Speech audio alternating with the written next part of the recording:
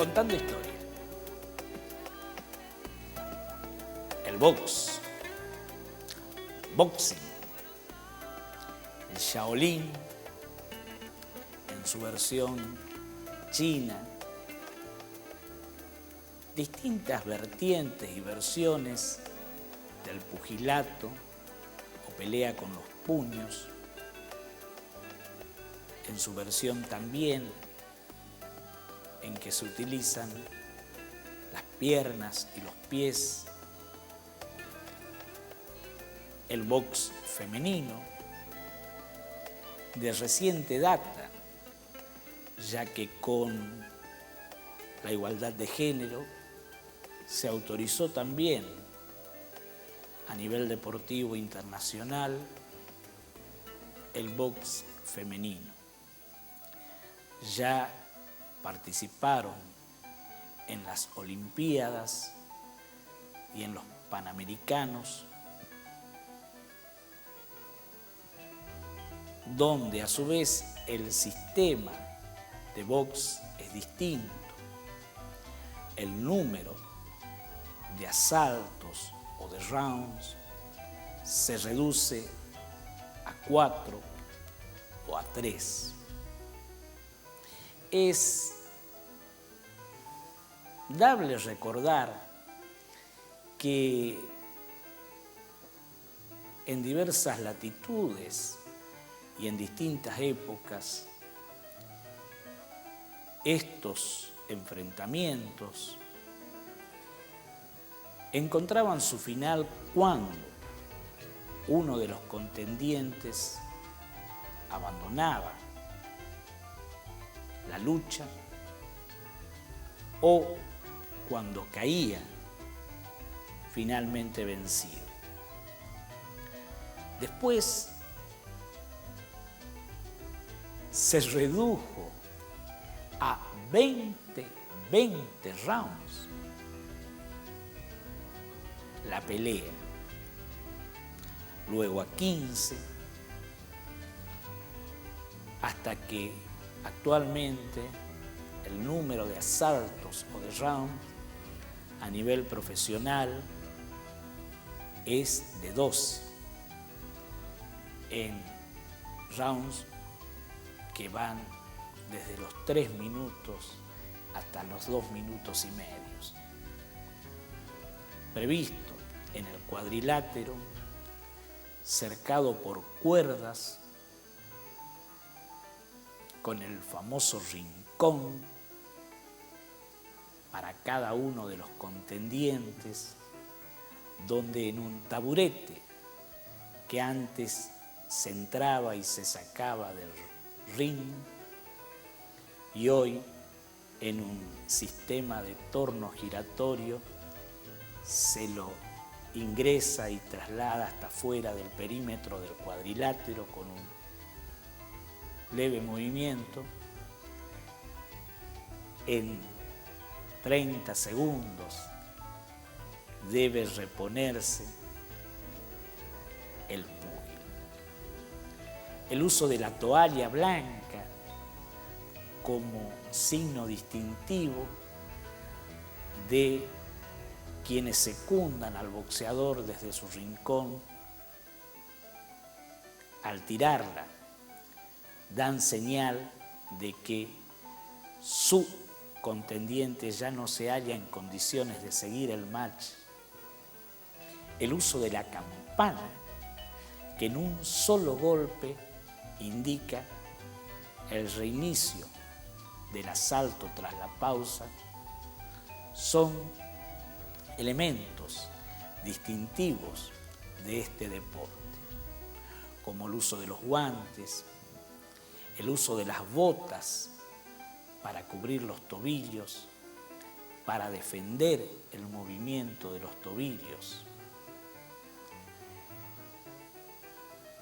Hay historias sin númeras para contar de este deporte. Queda en el recuerdo argentino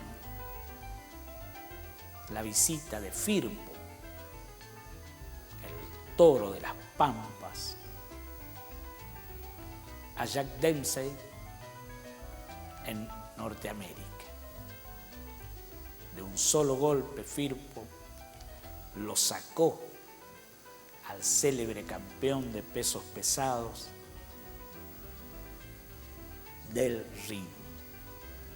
Sin embargo, violando las normas reglamentarias del deporte, fue reintroducido el campeón y, dicen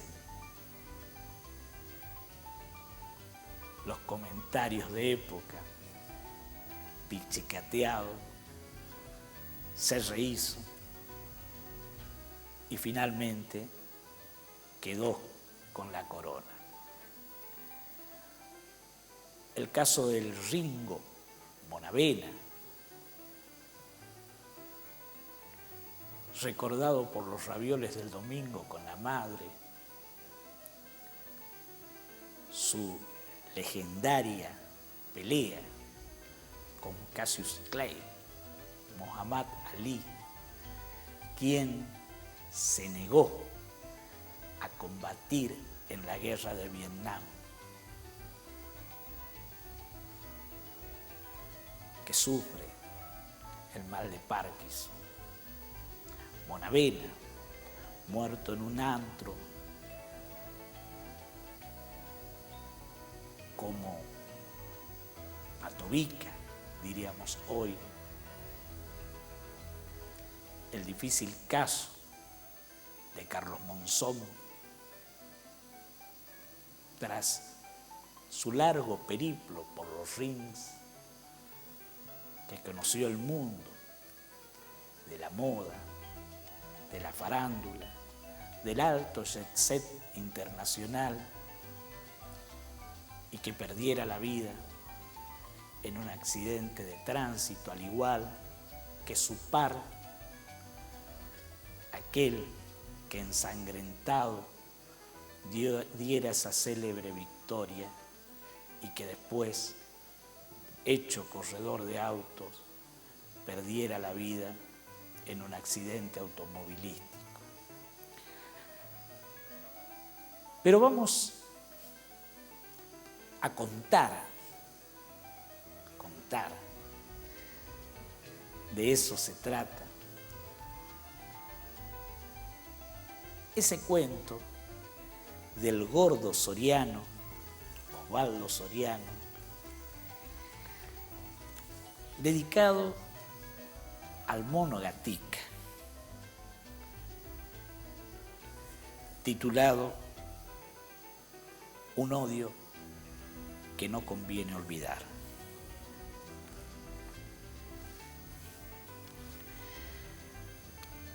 No me dejes solo, hermano.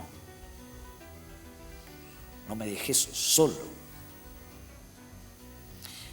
Tirado en el pavimento, el cuerpo sacudido por los espasmos, Gatica se aferraba al pedazo de vida que se le iba.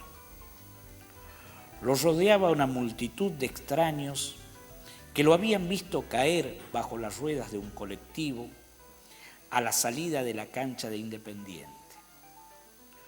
Pocos ojos, entre los que miraban esa piltrafa cercana a la muerte, habrán reconocido el cuerpo de José María Gatica, uno de los mayores ídolos que tuvo el boxeo argentino. Tenía 38 años y parecía un viejo. Hasta ese día en que la borrachera no le dejó hacer pie en el estribo del ómnibus, había sobrevivido en una villa miseria, como tantos otros. Algún rasgo lo distinguía: la nariz aplastada, la sonrisa provocadora, un cierto desdén por el futuro. Era uno de esos hombres obligados a soñar con el pasado, porque el suyo estaba teñido de sangre y ovaciones. El 7 de diciembre de 1945 subió por primera vez a un ring como semifondista profesional. Esa noche Su triunfo por nocaut en la primera vuelta frente a Leopoldo Majorano no puso al público de pie ni lo irritó. Comenzaba su carrera un hombre de rabia larga, de ambición fresca. Había sufrido la violencia desde su nacimiento en Villa Mercedes, San Luis, el 25 de mayo de 1925. A los 7 años llegó a Buenos Aires en un tren de carga con su madre y su hermano mayor. A los 10 había ganado un lugar en Plaza Constitución, donde lustró miles de zapatos. De rodillas, miraba desde abajo la cara de la gente. Pero hasta ese privilegio tuvo que defender a golpes frente a competidores tan desesperados como él. Un peluquero que vivía por allí lo vio pelear varias veces y quedó impresionado por su agresividad. Era Lázaro Cocchi, un hombre relacionado con el boxeo profesional. Pronto le propuso cambiar de oficio. The Sailor Homes era la casa de la misión inglesa para marineros. Estaba en Paseo Colón y San Juan, un barrio con tradición de compadritos. Allí paraban los hombres que habían perdido sus barcos en los extravíos de una borrachera, los desertores, los enfermos, los malandras sin cuchillo. Todo se resolvía a puñetazos. Un hombre de agallas podía ganarse allí 20 pesos si era capaz de vencer en 3 rounds al marinero más fuerte. Lázaro Cocchi apareció una noche con Gatica. Le mostró el ring y le habló de los 20 pesos. El lustrabotas subió. Se sabe que ganó varias peleas, que agachó a corpulentos marineros y luego dejó su parada de Constitución. Había ganado el derecho a más.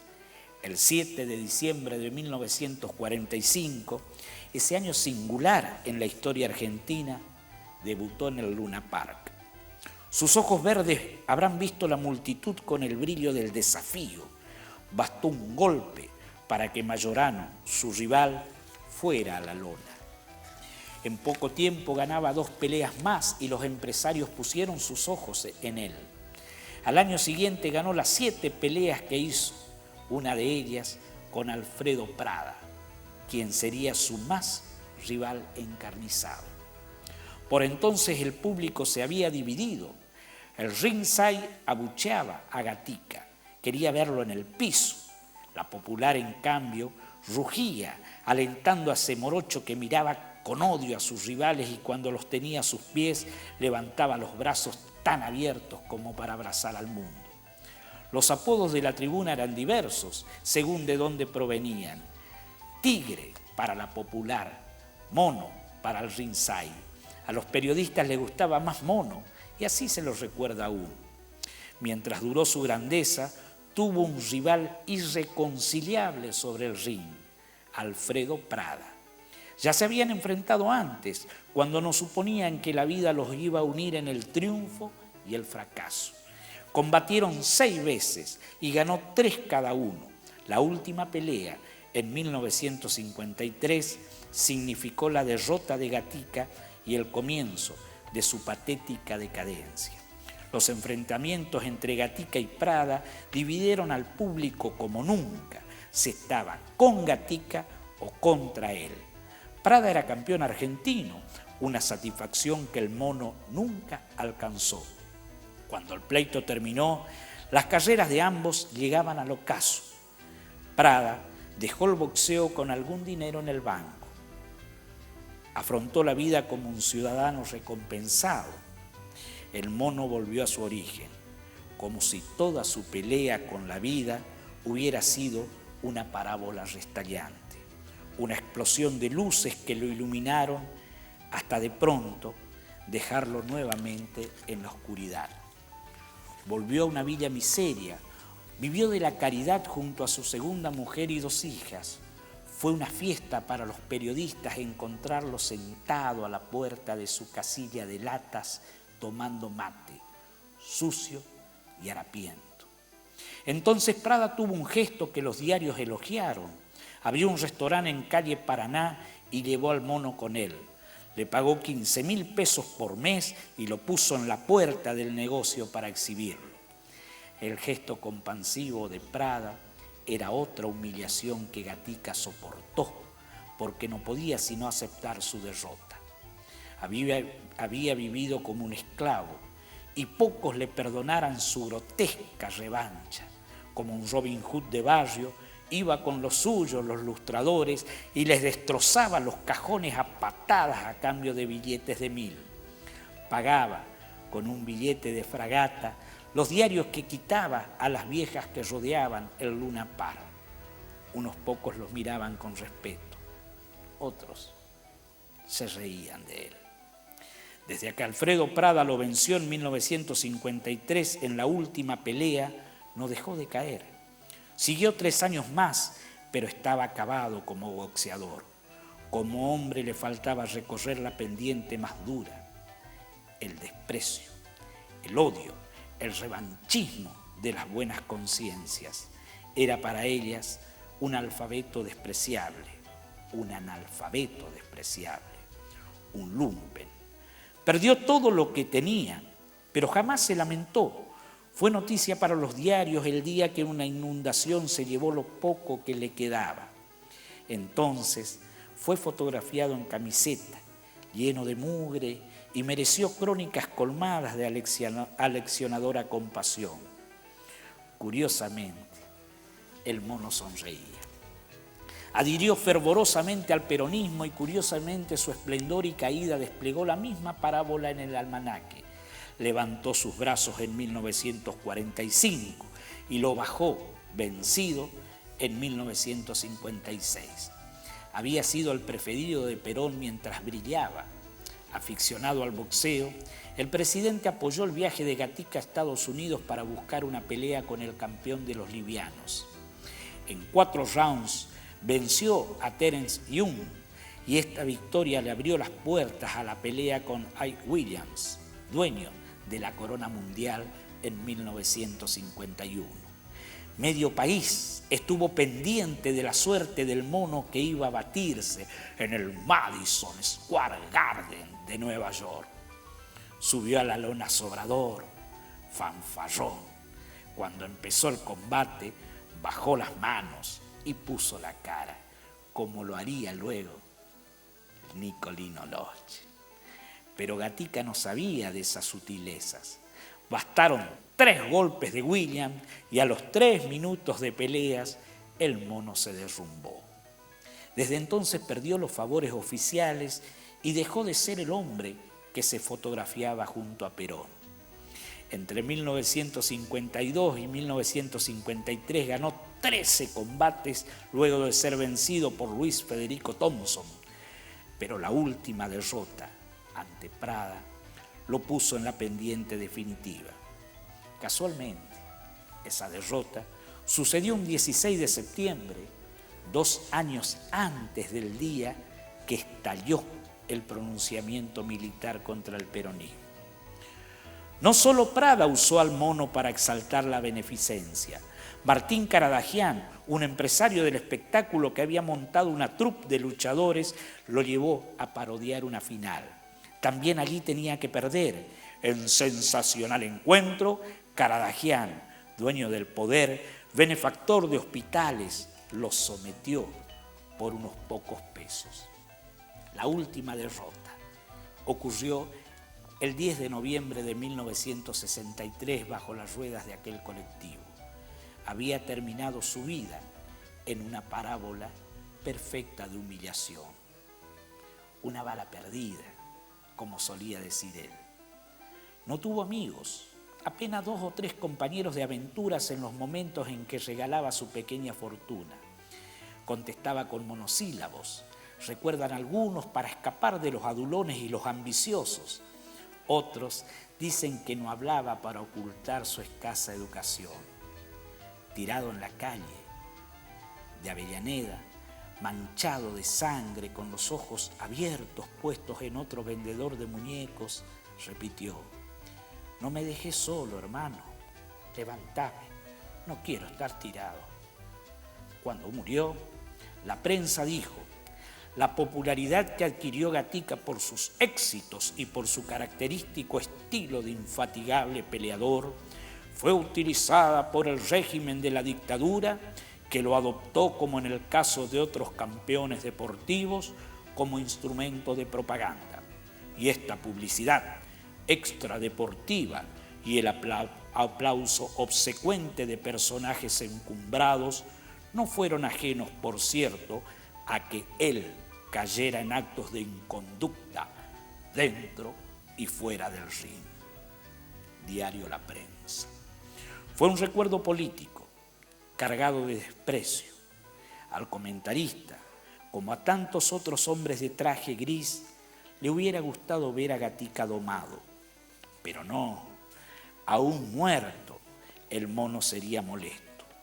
Nunca llegó tanta gente a la Federación Argentina de Box como para su velatorio. Hombres y mujeres hicieron una colecta y compraron una corona que decía: el pueblo a su ídolo. El féretro tardó 7 horas en llegar al cementerio de Avellaneda. Cuando la última palada de tierra cubrió el modesto cajón, los cronistas anotaron esta frase de Jesús Gatica, el hermano mayor: la única miseria que vivió mi hermano fue consecuencia de su desesperado afán de querer vivir la vida. Se cumplen 3 décadas de la que fue quizá su primera alegría cuando tenía 20 años. Gatica es, todavía, un símbolo contradictorio, arbitrario. La vida le fue quitada poco a poco, con un odio que conviene no olvidar. Así se fue este campeón y así comenzó la debacle del deporte que quizá como pocos enfrenta tantas pasiones en el mundo deportivo. El box de los años 60, de los años 70, recordaría todavía y recuerda aún la trayectoria de boxeadores encumbrados como el Ringo Bonavena, como Carlitos Monzón, como Nicolino Locci. Hoy está un poco en desuso este singular deporte de más de 6.000 años de antigüedad, que en su forma amateur o como paso previo al profesionalismo forma parte de los deportes practicados en los Juegos Olímpicos. Hoy también las mujeres ingresaron a este difícil deporte, arte del box o boxing. Jorge Newbery, recordamos, fue el primer campeón argentino. La canción, ese chamamé que habla de Carito, campeón de Corrientes, recuerda a un olvidado campeón correntino llevado a Buenos Aires y que, una vez que dio al mundo empresario la fuerza y el dinero que le permitieron sus puños, volvió triste y vencido a su Corrientes natal. También hay un chamamé del recordado autor chaqueño, muerto en el accidente de Bellavista, que habla de quien cruzando los basurales pelea a tientas con su sombra. Queríamos recordar de este modo, iniciando con la literatura de Jack London en su cuento Por un bistec, al difícil deporte de los puños, al viril deporte de los puños. En ese cuento de Jack London, el final habla del boxeador vencido por los años, que con el estómago crujiente por el deseo famélico de probar un bistec, fue caminando 3 kilómetros a enfrentarse con la fuerza de la juventud, a iniciar su ocaso, a volver a su cuarto, donde su mujer y sus 2 hijos, obligados a dormir sin un plato para cenar, lo esperaban a iniciar en el trabajo de la albañilería una vez que los nudillos recobraban la fuerza para usar la pala y el pico. La vida después de la gloria. El mundo del box recordado en Contando Historias.